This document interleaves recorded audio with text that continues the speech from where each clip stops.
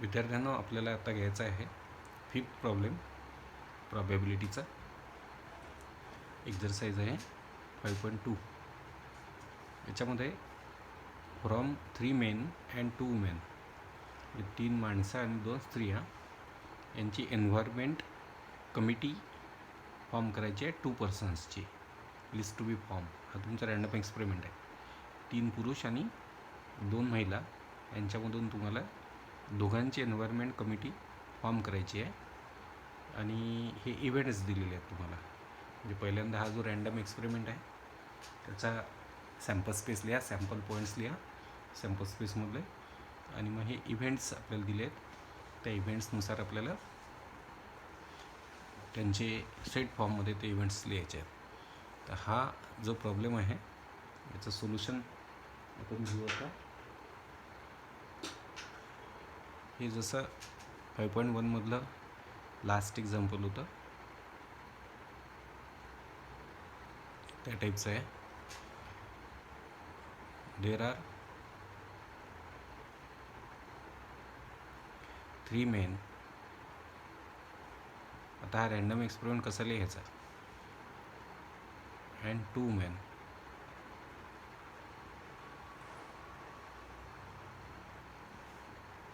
इथे या एक्झाम्पलमध्ये 3 पुरुष आहेत आणि 2 महिला आहेत. से म्हणजे आपण त्यांना म्हणू, पुरुषांना आपण M1 M2 M3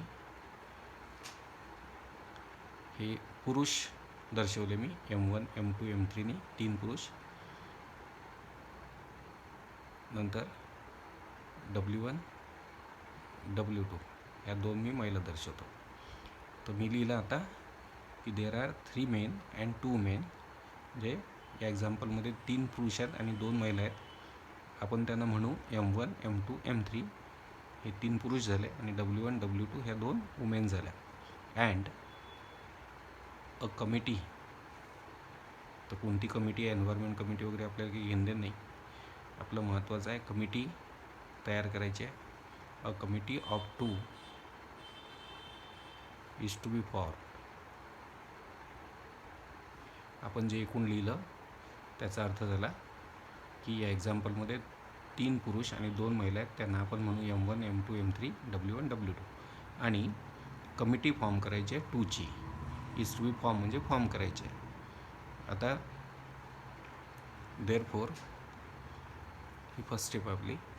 sample space होईल. आता बघा कमिटी कशी फॉर्म करायची. M1 पासून आपण पुढे जाऊ. M1 M2 एक कमिटी झाली M1 M2ची. नंतर हे आपण ब्रॅकेट घेऊच नाही. ब्रॅकेट घेतले तर आपल्याला त्रास दाखवेल. असं घ्यायचं. M1 M2ची एक कमिटी झाली. मग M1 M3ची. मग कॉमा देऊ आपण. मग M1 W1ची एक कमिटी होऊ शकते किंवा M1 W2ची एक कमिटी होऊ शकते. आता पुढे जाऊ आपण. M1ला मागे सोडून द्या. M2 M3 नंतर M2 W1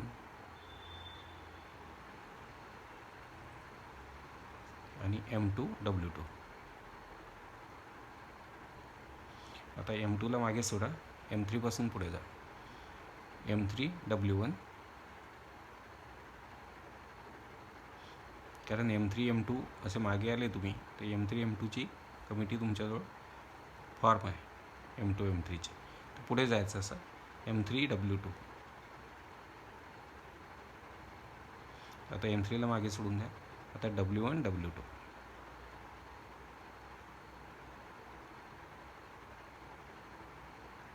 अशा पहा. 1 2 3 4 5 6 7 8 9 10. N of S equal to 10. आता आपण इव्हेंट घेऊ. Event A. इव्हेंट ए आहे there must be at least 1 woman member. there must be at least one woman member. म्हणजे हे असाइनमेंट आहे की जी कमिटी फॉर्म होईल त्याच्यामध्ये कमीत कमी एक महिला असली पाहिजे. कमीत कमी एक महिला असली पाहिजे याचा अर्थ होतो एकपेक्षा कमी महिला चालणार नाही. एक महिला असलीच पाहिजे. कमीत कमी एकचा अर्थ होतो एक किंवा एकच्यापेक्षा जास्त, एकपेक्षा कमी नको. ॲटलिस्ट वन वुमनचा अर्थ होईल कमीत कमी एक महिला असली पाहिजे. एकपेक्षा कमी महिला, आता एकपेक्षा कमी महिला म्हणजे महिला नसणे होईल. एकपेक्षा कमी महिलेचा अर्थ घ्या लक्षात. एकपेक्षा कमी महिला नको, ॲटलिस्ट वन वुमन पाहिजेच. कमीत कमी एक वुमन असलीच पाहिजे. कमीत कमी एकचा अर्थ होतो एक चालेल किंवा एकच्यापेक्षा जास्तही चालतील, पण एकपेक्षा कमी एक तर महिला पाहिजेच. एकपेक्षा कमी महिला चालणार नाही. एकपेक्षा कमी महिला म्हणजे महिला नसणे. तर आता बघा याच्यात M1 M2 याच्यामध्ये महिला नाही आहे, चालणार नाही आपल्याला. हाही चालत नाही आपल्याला, महिला नाही आहे. M1 W1 चालेल, एक महिला आहे. M1 W2 चालेल.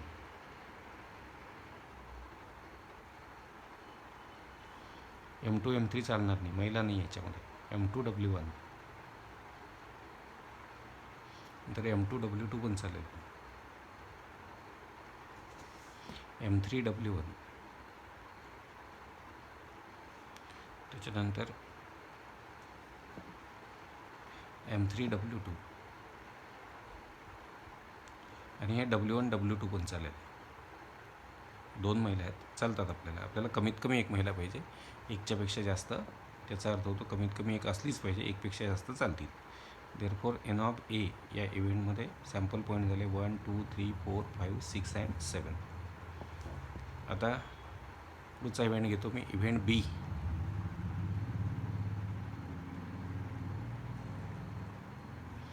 इव्हेंट B सांगतो 1 man 1 woman committee to be form.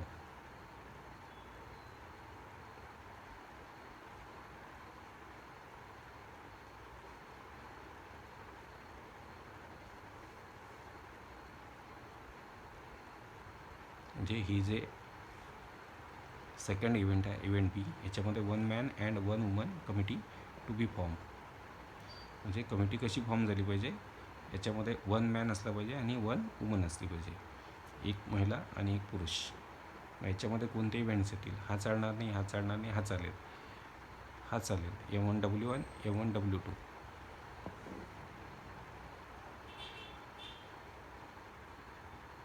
एक पुरुष एक महिला, मग होईल M2 W1 M2 W2.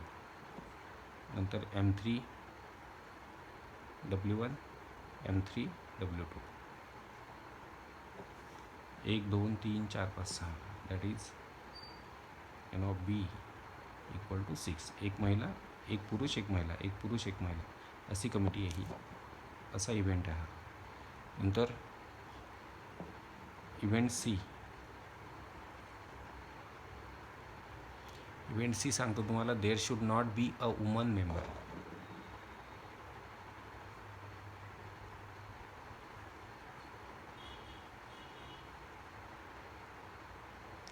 Woman मेंबरच नको. या इव्हेंट सीमध्ये तुमचे कोणते सॅम्पल पॉईंट येतील, M1 M2, नंतर M1 M3 आणि M2 M3. या 3 कमिट्या अशा आहे यांच्यामध्ये एकही वुमन नाही. Therefore N of C equal to 3. हे तुमचं एक्झाम्पल होतं 5th. आता 6th एक्झाम्पलकडे येतो. 6 एक्झाम्पल सांगते तुम्हाला की 1 coin and 1 die are thrown simultaneously. एक कॉईन आणि एक डाय सायमल्टेनियसली थ्रोन केले आणि मग हे इव्हेंट्स दिले आहेत A B आणि C. नेक्स्ट जो आपला एक्झाम्पल आहे त्याचं सोल्युशन घेतो मी. त्याची फर्स्ट स्टेप, पहिल्यांदा रँडम एक्सपेरिमेंट लिहितो. 1 coin and 1 die are thrown simultaneously. असा रँडम एक्सपेरिमेंट आपला याच एक्झाम्पलमध्ये झालेला आहे. फर्स्ट एक्झाम्पलमध्येच असा रँडम एक्सपेरिमेंट होता. सॅम्पल स्पेस विल कॉईनवर हेड डायवर 1, हेड 2, कॉईनवर हेड येऊ शकते, डायवर 3 येऊ शकतं, कॉईनवर हेड डायवर 4, कॉईनवर हेड डायवर 5, कॉईनवर हेड डायवर 6. किंवा आता डायवर 6पेक्षा जास्त काही पॉसिबल नाही आहे तुमच्याजवळ, 7 वगैरे डायवर मिळत नसतं. किंवा मग ही पॉसिबिलिटी आहे, कॉईनवर टेल असेल डायवर 1, कॉईनवर टेल डायवर 2, कॉईनवर टेल डायवर 3, कॉईनवर टेल डायवर 4, कॉईनवर टेल डायवर 5, कॉईनवर टेल डायवर 6. असे एकूण पॉसिबल आउटकम्स आहेत तुमच्याजवळ. N of s sample points of sample space 12. त्याच्यानंतर इव्हेंट ए घेतो आम्ही आता.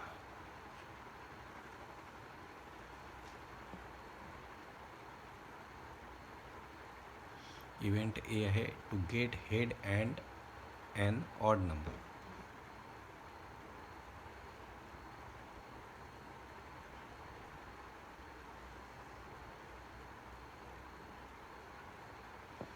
हेड मिळालं पाहिजे आणि ऑड नंबर मिळाला पाहिजे.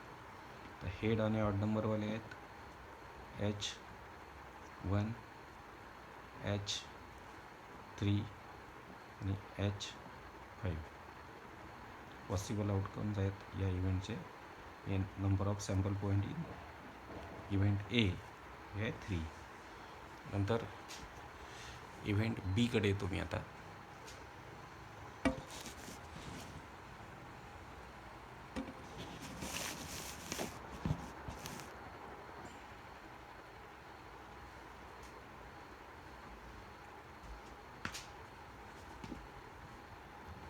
Event B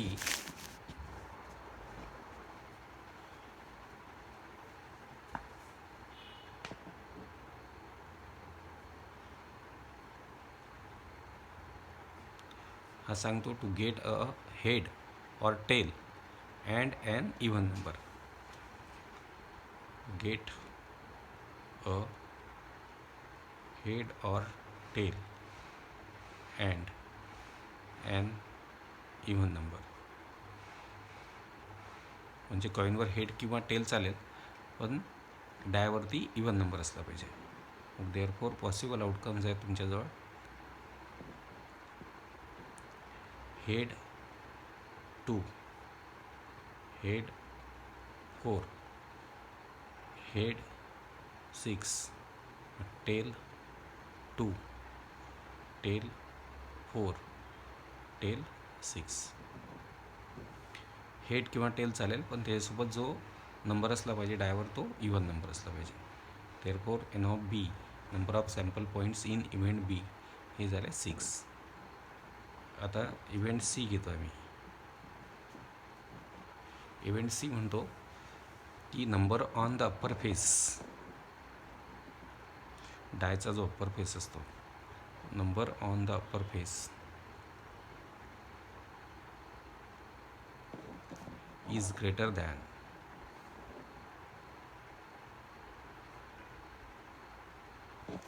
7 and tail on the coin.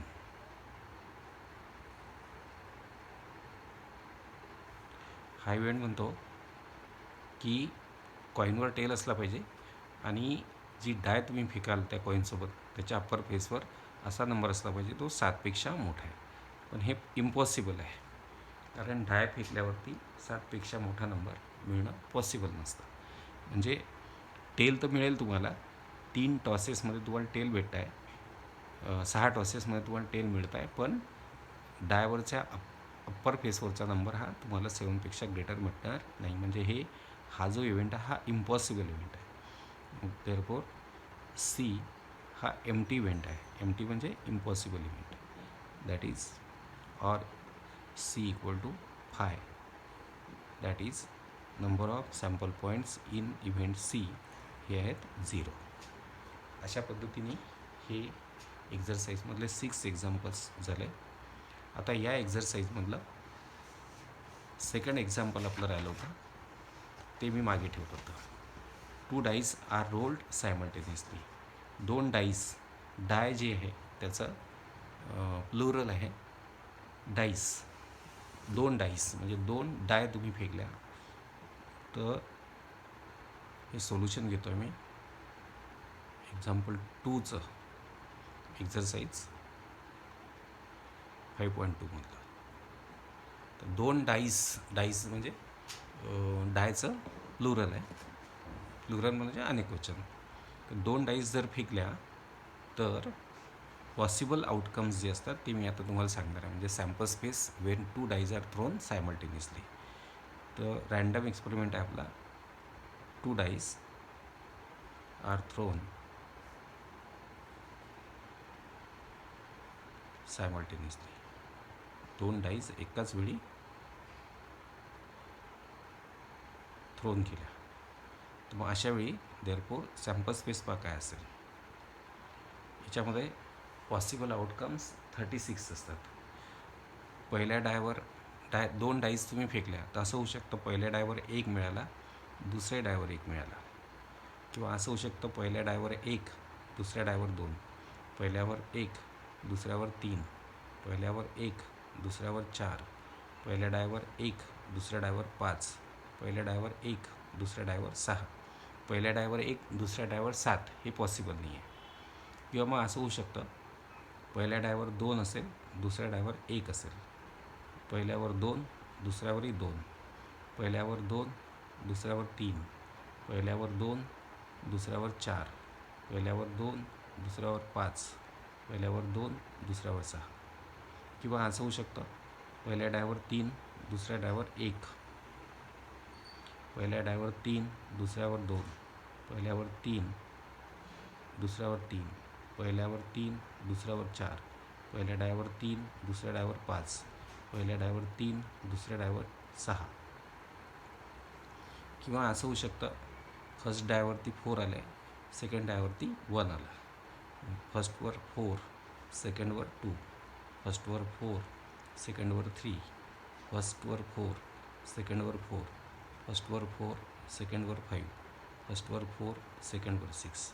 किंवा असं होऊ शकतं फर्स्ट डायवरती 5 आला, सेकंडवर 1 आला, first var 5, second var 2, first var 5, second var 3, first var 5, second var 4, first var 5, सेकंडवरही 5, first var 5, सेकंडवरती 6. किंवा असं होऊ शकतं first driver 6, second var 1, first var 6, second var 2, first var 6, second var 3, first var 6, second var 4, first var 6, second var 5, first var 6 आणि सेकंडवरही 6. आता असं तर होणार नाही की फर्स्ट डायवरती 7 आला, कारण लिमिट असते 6पर्यंतचेच नंबर्स आपल्याला पर फेसेसवर मिळतात. म्हणजे 2 डाईस जर थ्रोन केल्या सायमल्टेनियसली तर पॉसिबल सॅम्पल स्पेस म्हणजे पॉसिबल आउटकम्सचा सेट हा असेल ह्या पद्धतीचा. आणि याच्यामध्ये एकूण number of sample points in sample space आहेत 36. आता इव्हेंट्स घेऊ आपण.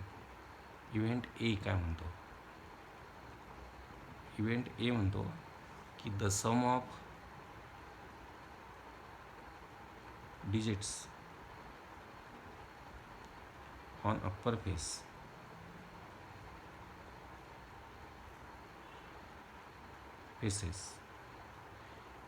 is a multiple of 6.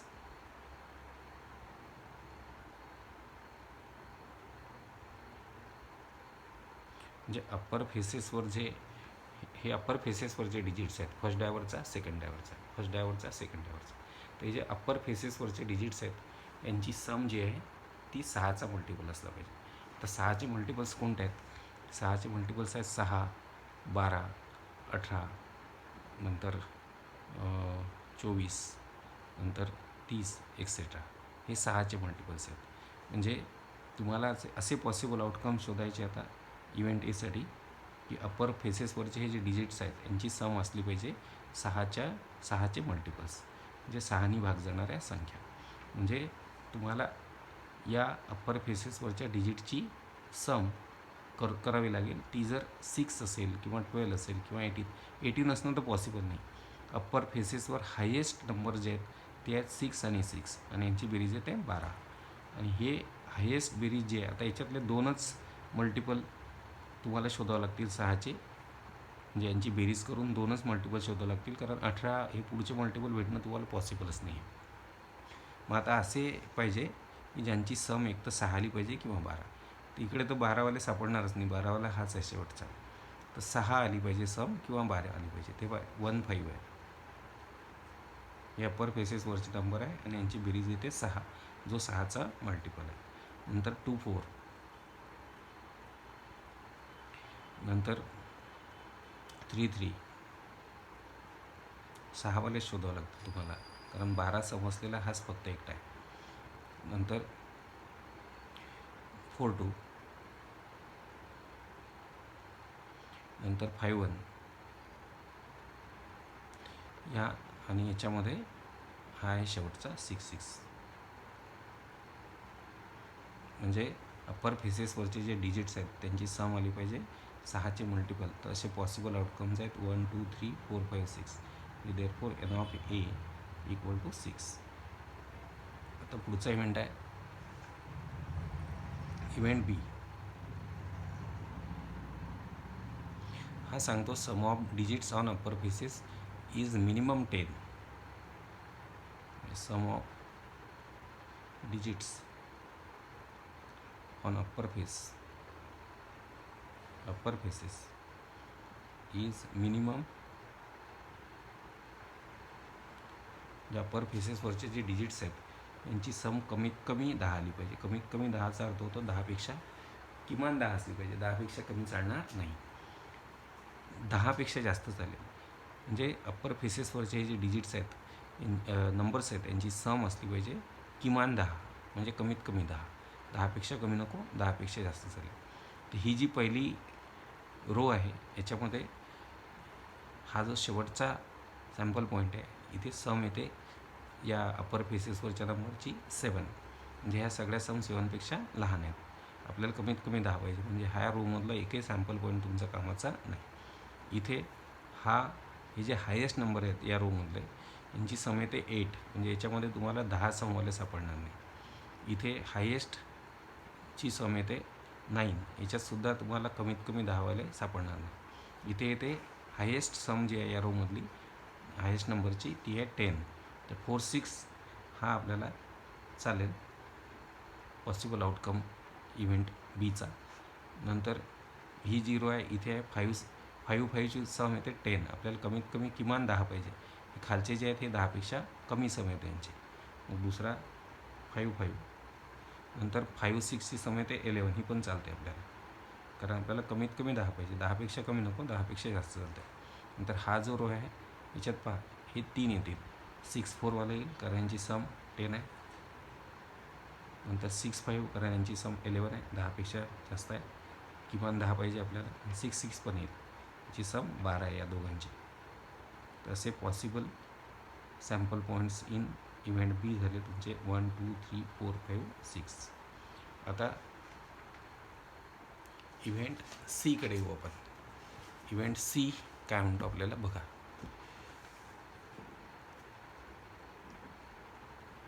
Event C सांगतोय the same digit on both upper faces. या अप्पर फेसेसवरचे डिजिट्स घेतो ना आपण पॉसिबल आउटकम्स म्हणून, तर दोन्ही फेसेस जे आहेत बोथ अप्पर फेसेसवर सेम डिजिट आला पाहिजे. हे तर तुम्ही ते तिकडे न पाहता लिहू शकता. याच्यात पॉसिबल आउटकम्स कोण काय 1 1, हे पहा दोन्ही अप्पर फेसेसवर सेम डिजिट आहे. नंतर 2 2, नंतर 3 3, नंतर 4 4, नंतर 5 5, नंतर 6 6. हे आहेत पॉसिबल आउटकम्स सी इव्हेंटचे. Therefore number of sample points in event C हे झाले, हे सुद्धा 6च आहेत. तर हा एक्झरसाईज मी आता मुलांना सॉरी, हा प्रॅक्टिस सेट 3 आहे, 5.3. 5.2 म्हटलं होतं, हा 5.3 आहे. तर 5.3मधले जे पॉसिबल नाही सॉरी, प्रॅक्टिस सेट 5.3मधले सर्व एक्झाम्पल्स मी आता घेतलेले आहेत. नेक्स्ट व्हिडिओमध्ये मी प्रॉबॅबिलिटी शिकवेल तुम्हाला पहिले, प्रॉबॅबिलिटी ऑफ द इव्हेंट, आणि त्याच्यानंतर मग मी पुढचा एक्झरसाईज घेईल, एक्झरसाईज प्रॅक्टिस सेट 5.4, आणि नंतर मग आपण प्रॉब्लेम सेटकडे जाऊ. तर अशा पद्धतीने आता हा शेवटचा जो चॅप्टर आहे याचे प्रॉब्लेम्स आपण घेतो आहे, प्रॉबॅबिलिटी, आणि होऊ शकते या 8 दिवसामध्ये, या आठवड्यामध्ये येणार हा चॅप्टर आपण संपू.